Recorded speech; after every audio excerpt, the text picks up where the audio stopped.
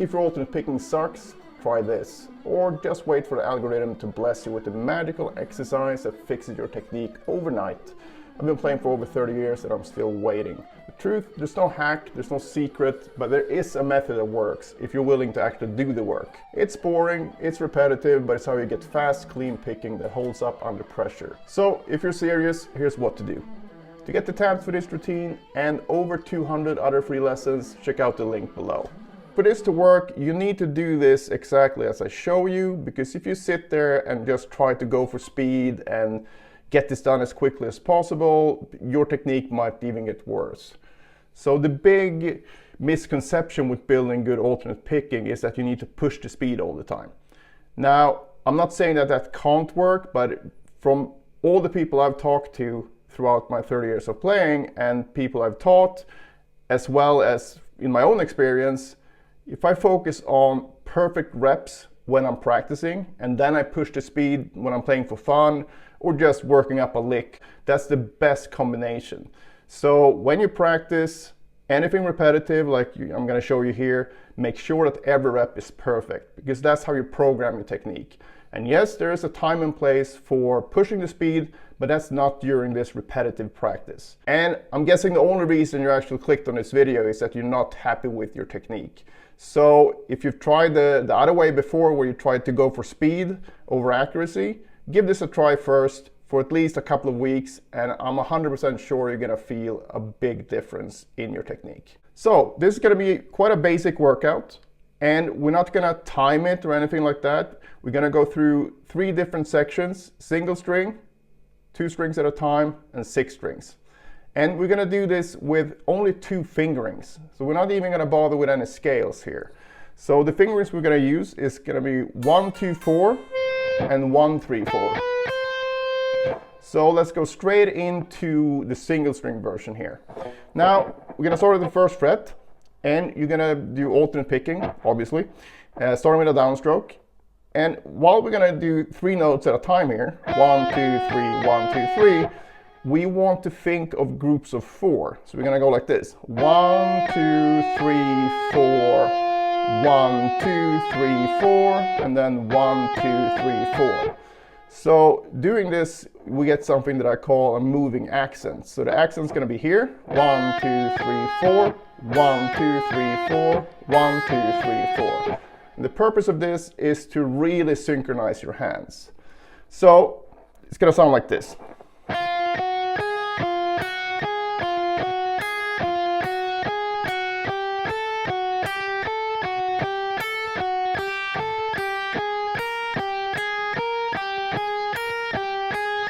Now, you don't want to have any type of flams when you do this. Every note needs to be perfect, right? So if you don't know what a flam is when this happens, right? So you get either the right hand or the left hand is ahead of the other one, and you sort of get 2 flimsy notes instead of 1 solid one. So you want this, not this, all right? And you do that all the way up here. You can do the whole fretboard if you want, or you can just go up to the 19th fret. And if you really hate yourself, you can go up to the 21st fret. Now, once you reach the whatever fret you decide to do, you're gonna turn it around and do exactly the same thing going backwards. We're gonna go.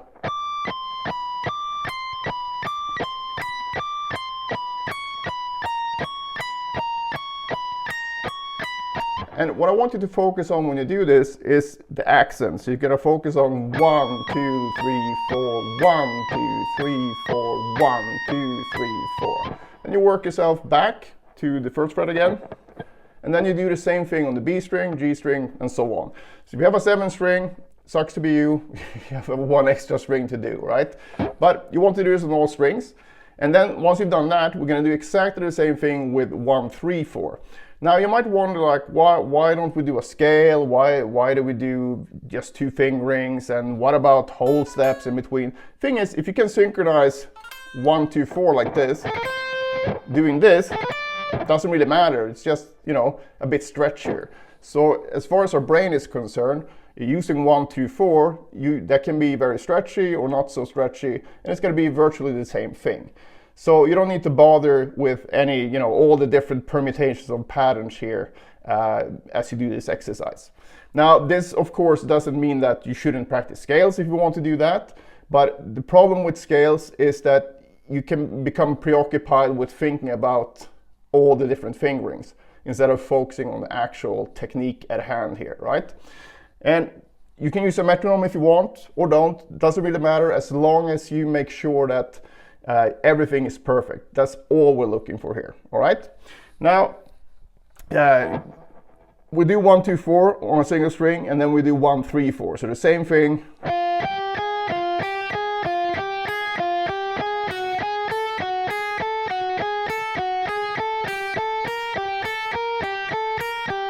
All the way up, and then you start over and go.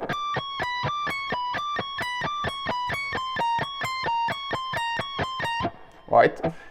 So that's the first part of the exercise.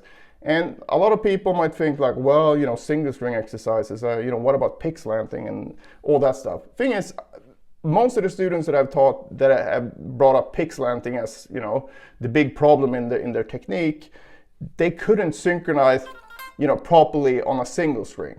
So obviously the problem wasn't only pick slanting, might have been pick slanting as well, but the bigger issue was that their hands weren't synchronized.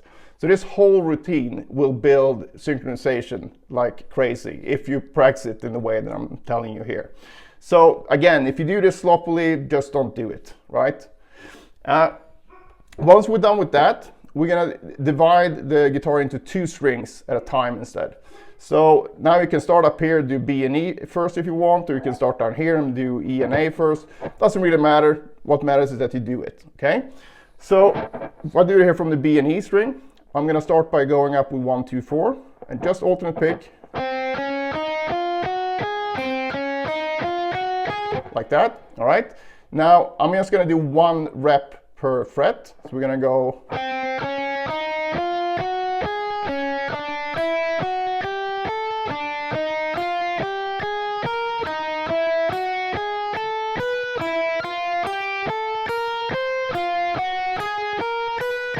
Again, all the way up to whatever fret you decided to do. And then you're going to turn that around. So you're going to go.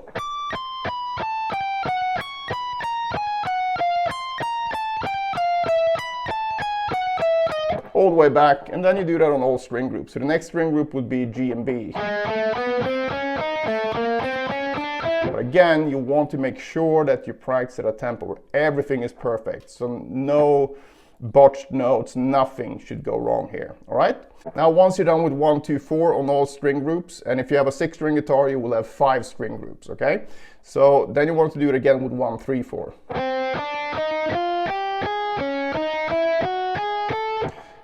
And thing that happens here is that when you do the ascending version here, we start with a downstroke, we're gonna get outside picking. So we're gonna go down, up, down, up, down, up.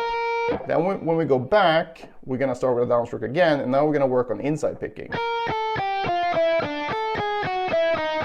This is really important because some players get into a habit of, oh, I only change strings on a downstroke, oh, I only change strings on an upstroke, or whatever. You don't want to do that to yourself because you're basically painting yourself into a guitar technique corner.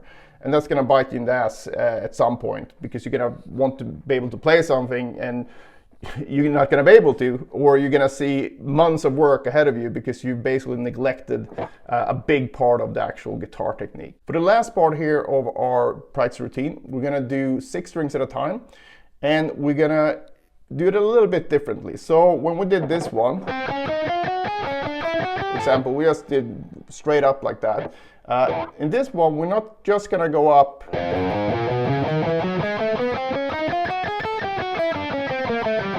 do that. There's nothing wrong with that, but I want to change it up a little bit, and this is also going to help you a lot with your alternate picking, which is the whole point here, right? So we're going to basically do the same thing, but instead of moving up a position, we're going to turn around in the same position we're in. So that's going to turn our picking around like this. So we're just going to start as normal with a downstroke here and go up.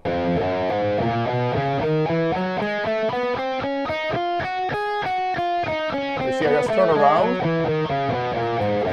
Now I'm back where I started, and when I move up a fret now, I'm going to start on an upstroke instead. So we basically turn the whole alternate picking thing around, and it's gonna feel different.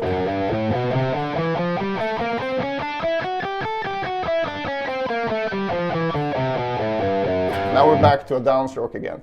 So don't overcomplicate this. The only thing that happens here at the top is that we go, instead of going, we're gonna stay in the same position and go. So we're not double picking anything, we just go back like this. Right? And then you move up fret like this the whole way up. And then on the way back, we're gonna, instead of starting on the lowest note, we're gonna start on the highest note with a downstroke and go like this. We go down, turn around here. Now next one will be an upstroke.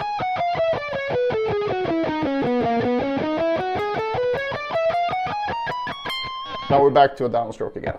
You work yourself all the way back down again, and then you do this exactly the same thing with 1, 3, 4. That's the whole routine. This should take you between maybe 30 minutes to 60 minutes, depending on how slow you need to go. And it's really important that you go as slow as you need to get every rep perfect. I don't practice any faster than you saw here. So the whole point of this type of practice is to get absolute accuracy. So it's not something that you're gonna raise the tempo on gradually and then blaze through it in 10 minutes in 6 months, right?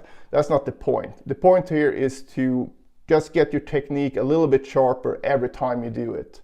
And it's like laying bricks. Just put another brick down, and before you know it, you're gonna have a beautiful brick wall. That's not very inspiring, but your technique will get so much better if you focus on it like this.